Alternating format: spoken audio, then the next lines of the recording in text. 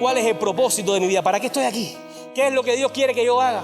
¿Para qué estoy aquí? Porque si tu vida es simplemente irte para los Estados Unidos, y no estoy en desacuerdo con que te vayas, pero si tu vida es eso, es complicado. Si tu vida es el ron, la fiesta, la gozadera, si tu vida es el sexo, si tu vida son los negocios ilícitos, si tu vida es vivir como tú quieras, no importa si con esas cosas logres ciertos detalles o cierta abundancia con la cual estabas esperando, si no tienes a Cristo, no tienes nada.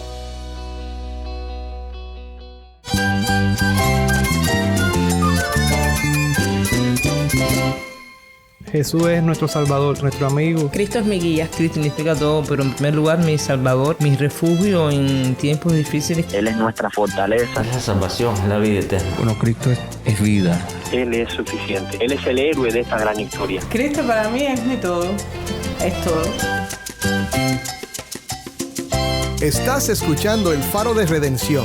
Cristo desde toda la Biblia, para toda Cuba y para todo el mundo.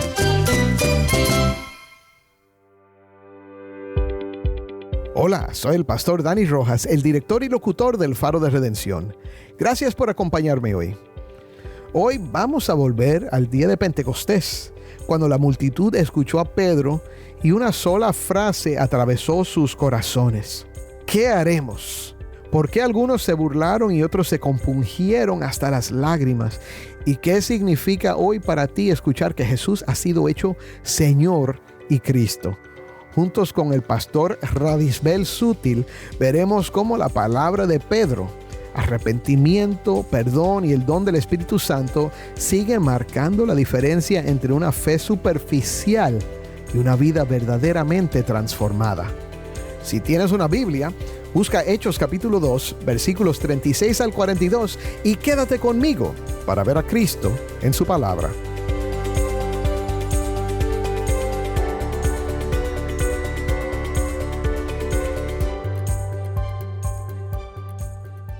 La iglesia de Cristo, en el contexto de Hechos capítulo 2, se está recreando una idea, un contexto bien específico aquí. ¿Por qué? El Señor había dado un mandamiento, había dado una comisión que tenía que ser realizada en cualquier momento, bajo cualquier circunstancia.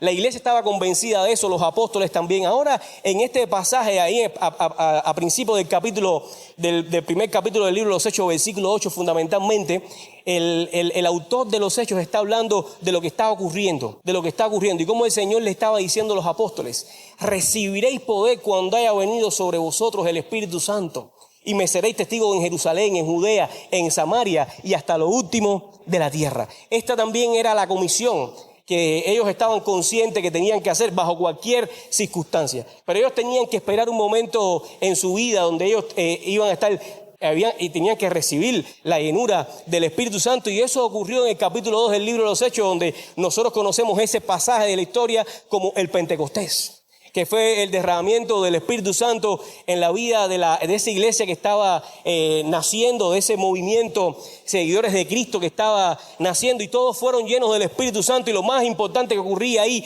era que la gente, por supuesto, estaba escuchando el mensaje del Evangelio en el mismo idioma en el que ellos habían nacido.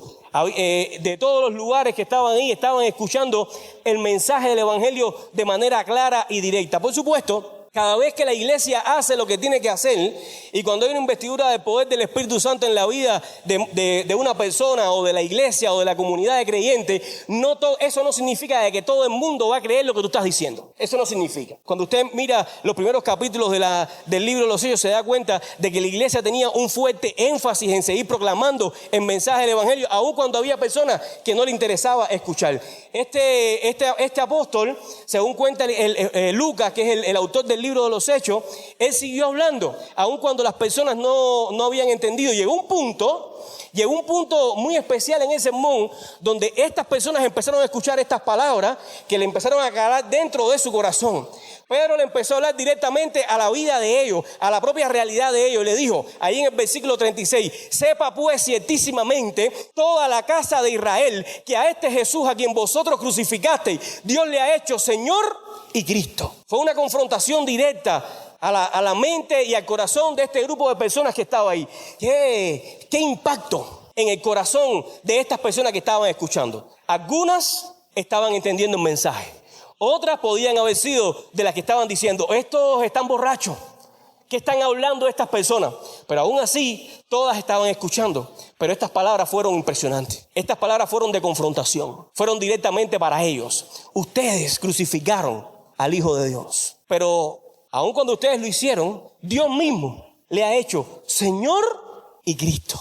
Señor y Cristo. Por eso el Nuevo Testamento habla más de Cristo como Señor que como Salvador. Y es que tiene una intención mucho más soberana en la vida de una persona. Porque hoy tristemente muchas veces la gente cree que el cristianismo es simplemente o una confesión de fe muy sencilla. Y fíjense, no estoy en desacuerdo con las confesiones de fe sencillas. No tiene por qué ser no tienes que confesar con tremendas palabras ni con palabras rebuscadas que Cristo ha perdonado tus pecados ni que Él es el Salvador de tu vida. No tienes por qué hacerlo. Hay veces que hay cristianos muy sencillos que no pueden explicar muchas cosas todavía, pero han creído perfectamente en el sacrificio perfecto, completo de Cristo en la cruz del Calvario y le han pedido a Dios perdón por sus pecados y el Señor los ha salvado. Esa es la realidad. Ahora, en este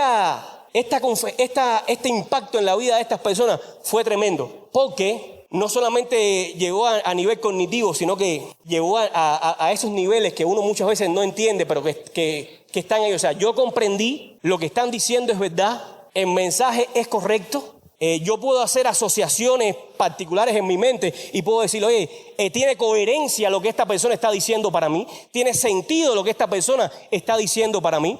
Pero no ha llegado el momento crucial en que tu vida es transformada. Eso pasó en el versículo 37 de este pasaje.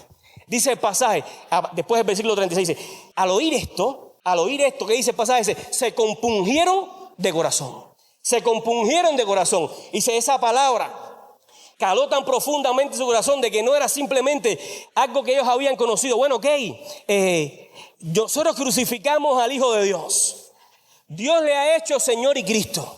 Esas palabras tocaron el corazón de esas personas de tal manera que empezaron a sentir, la palabra compungir en el idioma original significa sentir punzadas. Empezaron a sentir unas punzadas en el corazón porque estas palabras tenían significado ahora para ellos. Eso nos ha pasado a nosotros y la gente que ha tenido esa experiencia con el Señor. El día que nosotros conocimos a Cristo, las palabras del Evangelio para nuestra vida se escucharon de manera distinta. Se escucharon de manera distinta. Lo digo de manera muy personal porque yo casi nací en la iglesia. Ahí está Josué y está María. Yo nací casi en la iglesia. El nacer casi en la iglesia no me hizo cristiano, por supuesto. Llegó un momento en mi vida en que esas palabras quizás yo había escuchado varias veces, las escuché de manera distinta. Tocaron otras cosas en mi vida que no solamente era de manera cognitiva, sino que había llegado a mi propia necesidad. Había comprendido perfectamente lo que era el Evangelio, lo que Cristo había hecho por mí. No fue algo simplemente intelectual, fue algo verdaderamente espiritual. Hubo un cambio en mi vida. Yo experimenté la transformación espiritual de mi corazón. Estas personas les pasó igual. Dice, al oír esto se compungieron de corazón. Y es que fíjense, no hay cristianos si primero no han experimentado esa sensación de haber sido compungido por nuestro pecado. Usted no es un hijo de Dios si usted no se ha compungido por su pecado y sabe que el pecado que usted está viviendo afecta y deshonra el nombre de Dios. No es posible ser un hijo de Dios y que en algún momento del camino usted no entendió de que el pecado lo estaba no solamente alejado de Dios, sino que ofende a Dios. Y que yo no puedo vivir de esa manera. Eso fue la experiencia que tuvieron estas personas. Esa fue la experiencia que tuvieron después. Incluso estas personas fue esa experiencia espiritual, pero después ellos proclamando estas verdades a través de los siglos venideros, mostraban que las convicciones que habían tenido, porque fíjense, creer en Cristo también tiene que ser una convicción profunda. Tiene que ser una convicción profunda, porque si no, es puramente algo cognitivo. Muchas personas hoy, y usted las conoce, te dicen, yo creo en Dios. ¿Usted no las conoce? Yo creo en Dios. Incluso te pueden contar las historias. Algunas personas incluso te oran. Algunas personas, o sea, tienen hasta la influencia de su familia. Yo me acuerdo cuando yo iba y nosotros íbamos a la iglesia, yo sí tengo, para mí Dios es lo máximo. Para mí Dios es lo principal en mi vida. Oye, desde que chiquito a mí me enseñaron acerca de Dios y se ha quedado su vida de esa manera. Se ha quedado de esa manera. O sea, hay gente que piensa que ese es el cristianismo, que esa es la salvación y simplemente no es así. Estas personas al escuchar este mensaje sintieron punzadas en el corazón. El mensaje era diferente. De tal manera que tuvieron que, salió de su propio corazón y le dijeron a Pedro y a los demás apóstoles: varones hermanos, ¿qué haremos? Fíjense, esta es una pregunta que muchos de nosotros vamos a escuchar en cualquier momento de nuestra vida. Cuando estemos predicando el mensaje del Evangelio y lo hagamos conscientemente y lo hagamos reiteradas veces y lo hagamos constantemente. Hoy no, mañana quizás tampoco, pasado quizás tampoco, pero en algún momento de nuestra vida, con alguna persona a la cual estemos predicando el Evangelio, esa pregunta va a venir: ¿qué voy a hacer entonces? Entendí lo que me estás diciendo, ¿qué hago? Fíjense, esta pregunta, ellos llegaron ahí al punto de: bueno, ¿qué voy a hacer? Fíjense, no es una pregunta que tiene que ver con que la salvación es por obra. No hay nada aquí que diga: no, yo tengo que hacer algo para salvarme. No había ningún requerimiento para tú promover obras para tu salvación. No, para nada. Aquí ellos están preguntando: ¿qué voy a hacer? La misma pregunta que en el capítulo 16 del libro de los Hechos, el carcelero de Filipo le preguntó a Pablo: ¿qué debo hacer para ser salvo? ¿Qué debo hacer para ser salvo? Cosas que, detalles tan importantes. Después de haber visto la manifestación de Dios, después de haber visto el mensaje predicado del Evangelio, ¿qué debo hacer para ser salvo? La misma respuesta aquí fue la respuesta allá: arrepentíos. Aquí este pasaje: arrepentíos y bautícese cada uno de vosotros en el nombre de Jesucristo para perdón de los pecados y recibiréis el don del Espíritu Santo. Arrepentíos y bautícese cada uno de vosotros en el nombre de Jesucristo para perdón de los pecados y recibiréis el don del Espíritu Santo. Qué tremenda explicación le dio Pedro rápidamente a estas personas. ¿Qué tienen que hacer? Arrepentirse. Dios no se va a arrepentir por ti. Dios no va a creer por ti. Son las demandas del Evangelio. Hay que arrepentirse y hay que creer. Necesitas creer, necesitas arrepentirte de tus pecados. Arrepentimiento no es simplemente el hecho de que, como muchas veces la gente dice: yo voy para allá. Cambia de actitud y de camino en su vida porque simplemente o le conviene en la vida cotidiana. Pero cuando es la salvación, la palabra arrepentimiento tiene que ver, es más allá. Es una palabra que significa cambiar de mente. Es una transformación espiritual en tu mente y en tu corazón. Porque ahora uno como cristiano ya no piensa como uno, quiere pensar como Cristo piensa. Quiere sentir como el Señor piensa. Hay una lucha en la vida tuya. Una lucha en que ya tú quieres hacer las cosas como a Dios le agrada. Y lo que ofenda a Dios, tú quieres, te sientes mal tú cuando lo haces. No quiere decir que sea algún deleite en tu vida, porque el pecado se presenta siempre como deleite. El pecado siempre se presenta como gusto a tu vida. Siempre se presenta. Acaba contigo después, pero siempre se presenta como algo que te gusta. O sea, la vida espiritual, el deseo de uno es que simplemente el Espíritu Santo te ayuda a entender de lo que está frente a ti ofende a Dios.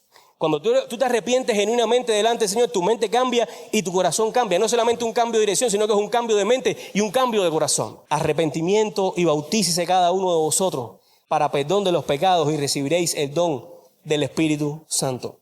Es un paquete que llega a la vida del creyente de esa manera. No hay cosas que son separadas, no viene una cosa uno y una cosa después. Es un paquete directo que viene a la vida del creyente. Uno se arrepiente, uno es bautizado, uno quiere ser bautizado porque está identificado con Cristo.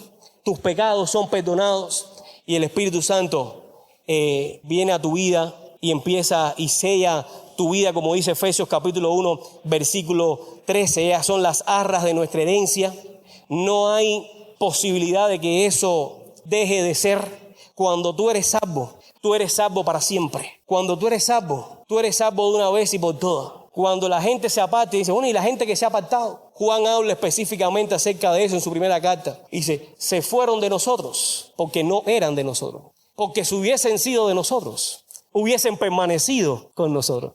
Porque el Espíritu Santo da permanencia en la vida del creyente. Entonces, cuando uno es salvo, verdaderamente, el Espíritu de Dios nos muestra, como dice Romanos 8:16, cada día nuestro espíritu, de que somos sus hijos. Él nos sella hasta el día final. No nos hace falta más nada. Quizás usted está escuchando o hay predicadores por ahí o maestros que empiezan a escuchar, recíbelo ahora, recibe el Espíritu, recibe. No tienes que recibir nada. En caso de que no la haya recibido por primera vez y haya sido salvo, no hay condiciones para que tú tengas que recibirlo ahora. En primer lugar, en Cristo usted lo ha recibido todo. Colosenses dice que en Cristo estamos completos. Y Efesios capítulo 2 habla, dice que nosotros estamos completos en Cristo y Dios nos ha sentado en los lugares celestiales en Cristo y somos bendecidos con toda bendición espiritual. Nada nos hace falta. Arrebata tu bendición en esta noche. No tienes que arrebatar nada porque tienes la bendición de Dios. Tenemos la bendición de Dios. El día que hemos creído en Cristo es suficiente para responder a todas esas bendiciones de nuestra vida. No es arrebatar la bendición de Dios esta noche. Es obedecer a Dios. Es vivir en la presencia de Dios. Es promover la santidad en tu vida. Es en la vida mía. Eso es la bendición de Dios. Eso es lo que Dios desea que nosotros hagamos. Lo demás pudiera ser escuchado muy bonito a la mente nuestra, al oído nuestro, pero no es lo que dice la Biblia. No somos nosotros los que nos damos nuestras propias bendiciones. Nosotros podemos apartarnos de la bendición de Dios, pero es Dios el que nos dio en Cristo todas sus bendiciones. Así que en Cristo usted está completo. El pasaje sigue diciendo, porque para vosotros es la promesa, y para vuestros hijos, y para todos los que están lejos, para cuantos el Señor nuestro Dios llamare. Qué tremenda, el deseo del apóstol Pedro de seguir predicando el evangelio, de seguir predicando el evangelio a esta gente. Recuerden que al principio cuando fueron llenos del Espíritu Santo, algunos decían que estaban llenos de mosto, que estaban borrachos. Ahora él siguió predicando, les confrontó directamente, les confrontó tan fuerte que ellos dijeron, ¿qué tengo que hacer? Él les dijo, arrepiéntanse, bautícense, sus pecados van a ser perdonados, el Espíritu Santo va a sellarlo, le va a dar el don del Espíritu Santo. Y ahora le está diciendo, pero no es para ustedes solo, es para sus hijos, para los que están lejos y para cuantos el Señor nuestro Dios llamare. La abundancia del evangelio es algo global, no solamente es para nosotros.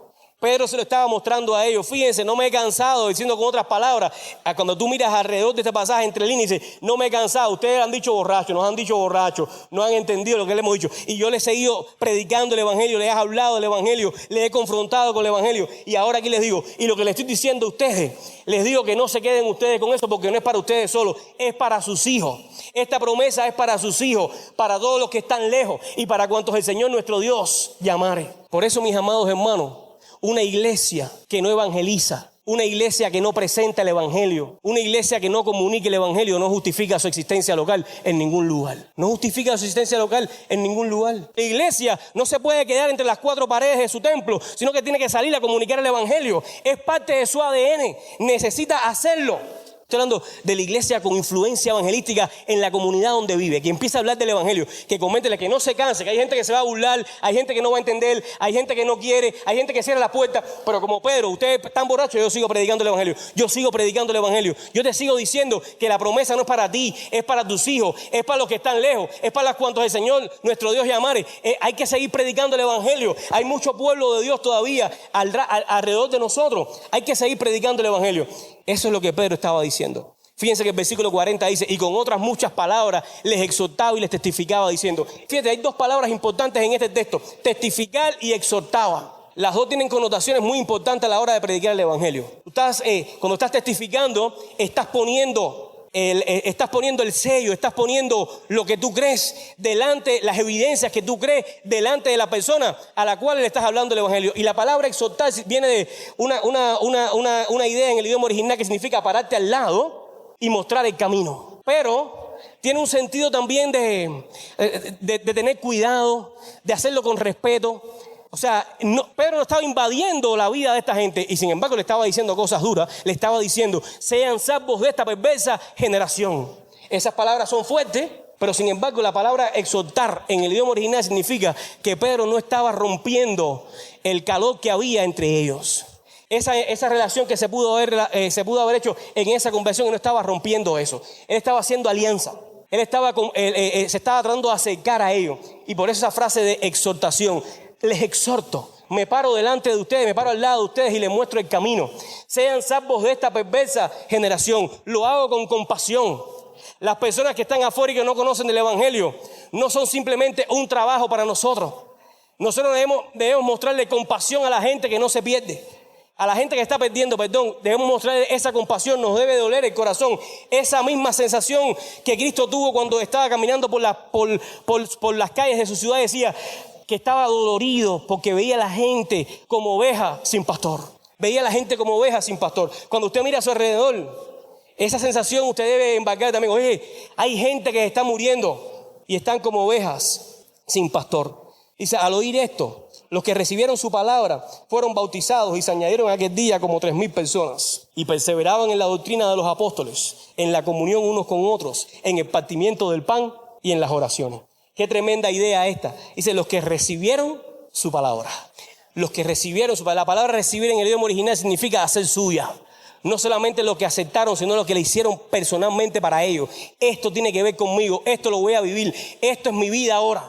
No es simplemente que la escuché, no, la voy a hacer parte de mí. Cada palabra esta tiene sentido para mí. Me voy a arrepentir de mis pecados, voy a buscar a Dios, voy a ser salvo de esta perversa generación. Tiene que ver conmigo, no tiene que ver con otra gente, es conmigo. Si usted está aquí en esta tarde y estas palabras tienen que ver contigo, no es con el que está al lado, qué bueno está para ellos, qué bueno está para el otro, no, tiene que ver conmigo. Necesitamos ser salvos de esta perversa generación. Tienes que comprender ese detalle importante en nuestra vida, recibir esa palabra, hacerla tuya. Y lo que pasó ahí, que fueron 3,000 personas bautizadas. Lucas, que es un historiador, él no tiene temor de poner 3,000 personas. Hoy nosotros también tenemos problemas con el asunto de los números y cosas así. Pero aquí Lucas dijo, no, 3,000 personas fueron bautizadas. Y el libro de los Hechos, por lo menos hasta la mitad del libro de los Hechos, hay un fuerte énfasis en el crecimiento de la iglesia. Constantemente tú vas a estar escuchando 3,000 personas, 5,000 personas, muchas mujeres se convirtieron, muchos hombres se convirtieron, muchas personas de la ciudad.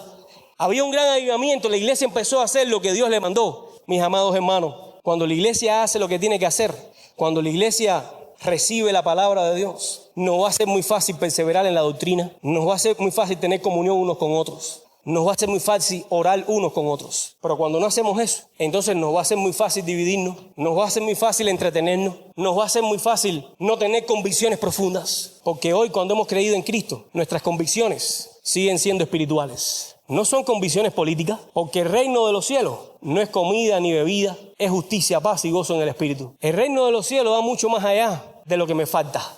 El reino de los cielos es abundancia, porque estamos en Cristo. Cuando usted tiene abundancia, eso no significa que usted sea emprendedor. Yo levanto mis manos por los emprendedores, levanto mis manos por los esforzados, levanto mis manos por los que estudian, levanto mis manos por los que trabajan, levanto mis manos por la gente que son luchadores. Yo levanto mis manos por eso. No tiene nada que ver una cosa con la otra. Algunos muy espirituales dicen, ¿tú no confías en el Señor? Por supuesto que confío, y Dios me ha dado fuerza y todo para yo trabajar, para yo ser emprendedor, para yo luchar, para yo avanzar. Normalmente yo levanto mis manos contra con todas esas cosas, pero que tengamos bien consciente el detalle espiritual en nuestra vida, más buscar primeramente el reino de Dios y su justicia, y las demás cosas serán añadidas. Servimos a Dios, trabajamos para su obra, honramos su nombre cuando hacemos lo que Dios quiere que nosotros hagamos. Una vida de profundas convicciones. Si usted pudiera pensar en eso, la iglesia primitiva, también como muchos de nosotros, también tiene altos y bajos, de manera personal y de manera comunitaria. Pero hoy usted que está aquí,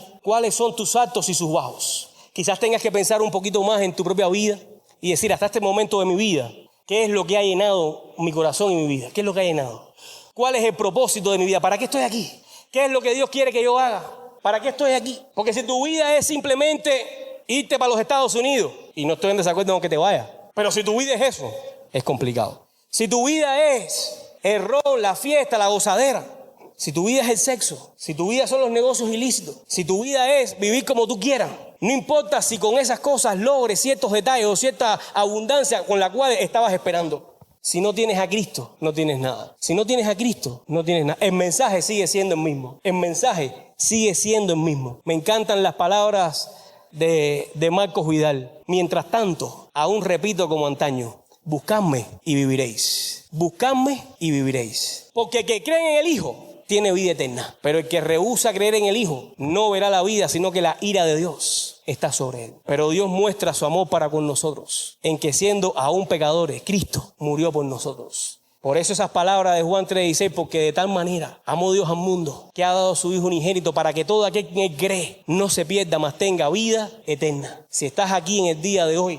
tú puedes hacer lo que Dios quiere que tú hagas. Si no eres creyente, la Biblia dice, deje el impío su camino y el hombre inicuo sus pensamientos, y vuelvas a Jehová, el cual tendrá de él misericordia, dice, a Dios nuestro, el cual será amplio en perdonar. Todos nosotros nos descarriamos como ovejas, cada cual se apartó por su camino, y dice, mas Jehová cargó en él el pecado de todos nosotros. Si confesamos nuestros pecados, Él es fiel y justo para perdonar nuestros pecados y limpiarnos de toda maldad. Porque todo aquel que invocar el nombre del Señor serás salvo. Porque si confesares con tu boca que Jesús es el Señor y creyeres en tu corazón de que Dios le levantó de los muertos, serás salvo. Y si eres creyente, encuentra en estas palabras de Lucas, en el libro de los Hechos, la determinación para ser un cristiano que honre y glorifique el nombre de Dios. Que le tema a Dios por encima de todas las cosas y no le tema más a los hombres que a Dios. Hay mucho peligro en temerle más a los hombres que a Dios. Las palabras de Polio pueden hacer impacto en tu vida hoy.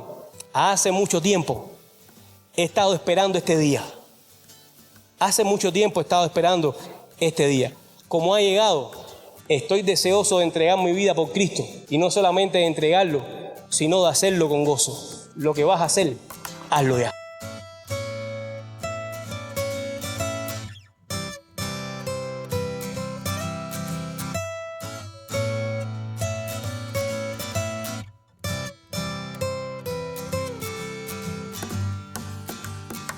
Soy el pastor Dani Rojas y esto es el Faro de Redención.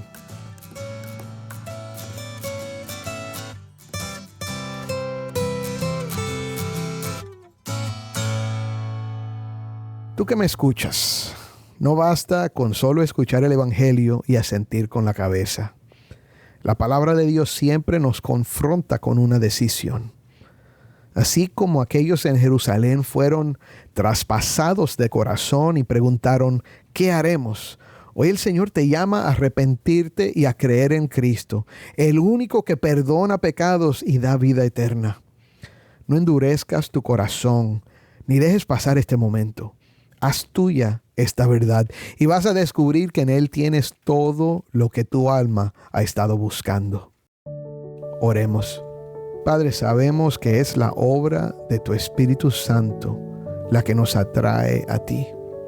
Y hoy, Señor, yo te pido por los muchos que están escuchando mi voz en este momento, que sienten el Espíritu Santo llamándolos a poner su fe en Jesucristo. Concédeles un verdadero arrepentimiento, Señor. Dales fe para creer, para que hoy puedan depositar toda su confianza, toda su esperanza en Cristo, que vivió, murió y resucitó por ellos. Oh Padre, que hoy experimenten el gozo de ser aceptados como tus hijos, Señor. El gozo de un nuevo corazón y una esperanza eterna por medio de Jesús. En su nombre oramos. Amén. El Faro de Redención es ministerio de Haven Ministries. Nuestro productor ejecutivo es Moisés Luna. Desde Cuba, nuestra productora de contenido cubano es Jennifer Ledford. A cargo de nuestras redes sociales, Mariana Ward.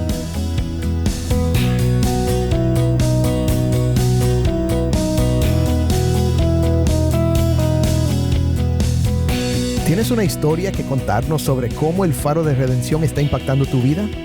Mándanos un correo electrónico a ministerio@elfaroderedencion.org.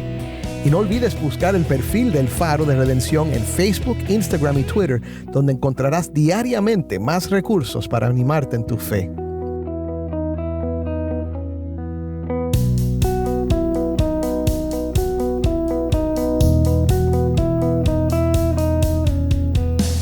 Soy el pastor Dani Rojas. Te invito a que me acompañes la próxima semana aquí en el Faro de Redención. Cristo desde toda la Biblia para toda Cuba y para todo el mundo.